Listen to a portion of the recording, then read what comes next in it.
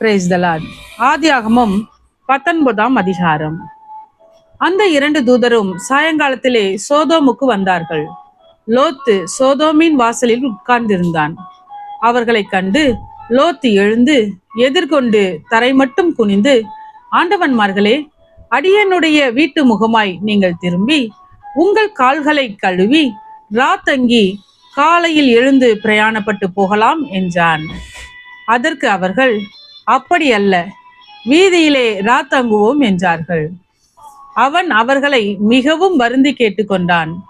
அப்பொழுது அவனிடத்திற்கு திரும்பி அவன் வீட்டிலே பிரவேசித்தார்கள். அவன் புளிப்பில்லாத அப்பங்களை சுட்டு அவர்களுக்கு விருந்து பண்ணினான். அவர்கள் புசித்தார்கள். அவர்கள் படுக்கும் முன்னே சோதோம் பட்டணத்து மனிதராகிய வாலிபர் முதல் கிழவர் மட்டுமுள்ள ஜனங்கள் அனைவரும் நானா திசைகளிலும் இருந்து வந்து வீட்டை சூழ்ந்து கொண்டு லோத்தை கூப்பிட்டு, இந்த ராத்திரி உன்னிடத்தில் வந்த மனுஷர் இங்கே, நாங்கள் அவர்களை அறியும்படிக்கு அவர்களை எங்களிடத்தில் வெளியே கொண்டு வா என்றார்கள். அப்பொழுது லோத்து வாசலுக்கு வெளியே வந்து தனக்கு பின்னாலே கதவை பூட்டி அவர்களிடத்தில் போய், சகோதரரே, இந்த அக்கிரமம் செய்ய வேண்டாம். இதோ புருஷரை அறியாத 2 குமாரத்திகள் எனக்கு உண்டு. அவர்களை உங்களிடத்திற்கு வெளியே கொண்டு வருகிறேன். அவர்களுக்கு உங்கள் இஷ்டப்படி செய்யுங்கள்.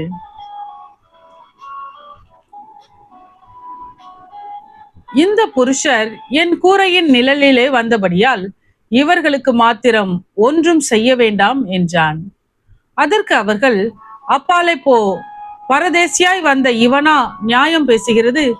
இப்பொழுது அவர்களுக்கு செய்வதை பார்க்கிலும் உனக்கு அதிக பொல்லாப்பு செய்வோம் என்று சொல்லி லோத்து என்பவனை மிகவும் நெருக்கி கதவை உடைக்க கிட்டினார்கள். அப்பொழுது அந்த புருஷர்கள் தங்கள் கைகளை வெளியே நீட்டி லோத்தை தங்கள் அண்டைக்கு வீட்டுக்குள் இழுத்து கொண்டு கதவை பூட்டி தெரு வாசலில் இருந்த சிறியோரும் பெரியோருமாகிய மனிதருக்கு குருட்டாட்டம் பிடிக்க பண்ணினார்கள். அப்பொழுது அவர்கள் வாசலை தேடி தேடி அழுத்து போனார்கள். பின்பு அந்த புருஷர் லோத்தை நோக்கி, இவ்விடத்தில் இன்னும் உனக்கு யார் இருக்கிறார்கள்? மருமகனாவது உன் குமாரராவது உன் குமாரத்திகளாவது பட்டணத்தில் உனக்குரிய எவர்களாவது இருந்தால் அவர்களை இந்த ஸ்தலத்திலிருந்து வெளியே அழைத்து கொண்டு போ. நாங்கள் இந்த ஸ்தலத்தை அழிக்கப் போகிறோம். இவர்கள் கூக்குரல் கர்த்தருடைய சமூகத்தில் பெரிதாய் இருக்கிறது.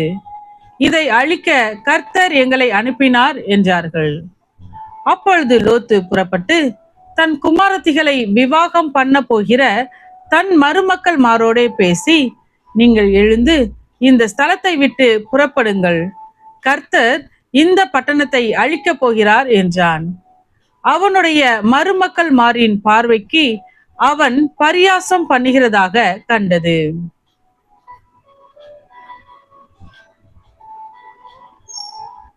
கிழக்கு வெளுக்கும் போது அந்த தூதர் லோத்தை நோக்கி, பட்டணத்திற்கு வரும் தண்டனையில் நீ அழியாதபடிக்கு எழுந்து உன் மனைவியையும் இங்கே இருக்கிற உன் 2 குமாரத்திகளையும் அழைத்து கொண்டு போ என்று சொல்லி அவனை துரிதப்படுத்தினார்கள். அவன் தாமதித்து கொண்டிருக்கும் போது கர்த்தர் அவன் மேல் வைத்த இரக்கத்தினாலே அந்த புருஷர் அவன் கையையும் அவன் மனைவியின் கையையும் அவன் 2 குமாரத்திகளின் கையையும் பிடித்து அவனை பட்டணத்திற்கு வெளியே கொண்டு போய் விட்டார்கள்.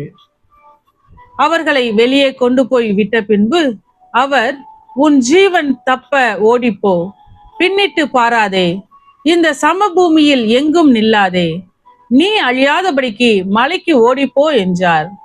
அதற்கு லோத்து, அப்படியல்ல ஆண்டவரே, உமது கண்களில் உமது அடியனுக்கு கிருபை கிடைத்ததே. என் பிராணனை காக்க தேவரீர் எனக்கு செய்த கிருபையை பெரிதாக விளங்க பண்ணினீர். மலைக்கு ஓடிப்போக என்னால் முடியாது. தீங்கு என்னை தொடரும், நான் மரித்து போவேன். அதோ அந்த ஊர் இருக்கிறதே, நான் அதற்கு ஓடி போகத்தக்கதாய் அது கிட்ட இருக்கிறது, சின்னதுமாய் இருக்கிறது. என் பிராணன் பிழைக்க நான் அங்கே ஓடி போகட்டும், அது சின்ன ஊர்தானே என்றான். அதற்கு அவர், நீ கேட்டுக்கொண்ட ஊரை நான் கவிழ்த்து போடாதபடிக்கு இந்த விஷயத்திலும் உனக்கு அனுக்கிரகம் பண்ணினேன். தீவிரமாய் அங்கே ஓடி தப்பித்துக்கொள். நீ அங்கே போய் சேரு மட்டும் நான் ஒன்றும் செய்யக்கூடாது என்றார். ஆகையால் அந்த ஊர் சோவார் எண்ணப்பட்டது. லோத்து சோவாருக்குள் வரும்போது பூமியின் மேல் சூரியன் உதித்தது. அப்பொழுது கர்த்தர் சோதோமின் மேலும் கொமோராவின் மேலும் கர்த்தராலே வானத்திலிருந்து கந்தகத்தையும் அக்கினியையும் வருஷிக்க பண்ணி அந்த பட்டணங்களையும் அந்த சம பூமி அனைத்தையும் அந்த பட்டணங்களின் எல்லா குடிகளையும் பூமியின் பயிரையும் அழித்து போட்டார். அவன் மனைவியோ பின்னிட்டு பார்த்து உப்புத்தூண் ஆனாள். விடியற் காலத்தில் ஆபிரகாம் எழுந்து தான் கர்த்தருக்கு முன்பாக நின்ற இடத்திற்கு போய் சோதோம் கொமோரா பட்டணங்களின் திசையையும் சம பூமியாகிய தேசம் முழுவதையும் நோக்கி பார்த்தான். அந்த பூமியின் புகை சூளையின் புகையைப் போல எழும்பிற்று. தேவன் அந்த சம பூமியின் பட்டணங்களை அழிக்கும் போது தேவன் ஆபிரகாமை நினைத்து லோத்து குடியிருந்த பட்டணங்களை தாம் கவிழ்த்து போடுகையில் லோத்தை அந்த அழிவின் நடுவில் இருந்து தப்பி போகும்படி அனுப்பிவிட்டார். பின்பு லோத்து சோவாரிலே குடியிருக்க பயந்து சோவாரை விட்டு போய் அவனும் அவனோட கூட அவனுடைய 2 குமாரத்திகளும் மலையிலே வாசம் பண்ணினார்கள். அங்கே அவனும் அவனுடைய 2 குமாரத்திகளும் ஒரு கெபியிலே குடியிருந்தார்கள்.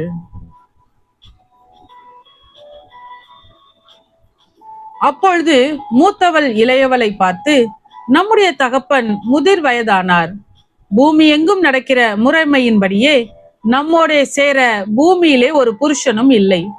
நம்முடைய தகப்பனால் சந்ததி உண்டாகும்படிக்கு அவருக்கு மதுவை குடிக்க கொடுத்து அவரோட சயனிப்போம் வா என்றாள். அப்படியே அன்று இரவிலே தங்கள் தகப்பனுக்கு மதுவை குடிக்க கொடுத்தார்கள். மூத்தவள் போய் தன் தகப்பனோட சயனித்தாள். அவள் சயனித்ததையும் எழுந்திருந்ததையும் அவன் உணராதிருந்தான். மறுநாளிலே மூத்தவள் இளையவளை பார்த்து, நேற்று ராத்திரி நான் தகப்பனோட சயனித்தேன். இன்று ராத்திரியும் மதுவை குடிக்க கொடுப்போம். நம்முடைய தகப்பனால் சந்ததி உண்டாகும்படி நீ போய் அவரோட சயனி என்றாள். அப்படியே அன்று ராத்திரியிலும் தங்கள் தகப்பனுக்கு மதுவை குடிக்க கொடுத்தார்கள்.